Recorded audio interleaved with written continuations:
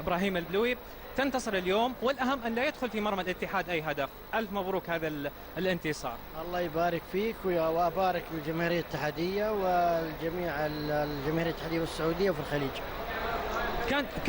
كان بالنسبة للنادي الاتحاد في هذه المباراة انتصر على أرض الشرائع، ما هي جديدة بالنسبة لنادي الاتحاد، لكن الخوف أنه يلعب خارج أرضه. مباراة إياب كيف ستكون؟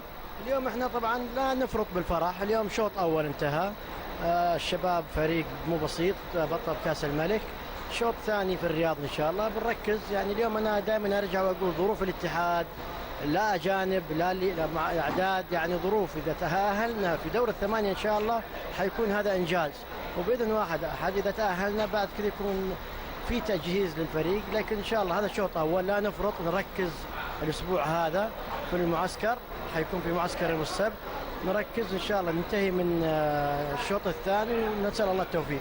تحدث عن هذا المعسكر، سيكون في مدينة الرياض أم في مدينة جدة؟ كيف هي الترتيبات والتفاصيل لمباراة الإياب؟ حيكون يوم السبت الفريق في الرياض إلى يوم الثلاث إن شاء الله. شكرا جزيلا. شكرا. إذن شكرا لرئيس نادي الاتحاد الأستاذ إبراهيم البلوي متحدثا عقب نهاية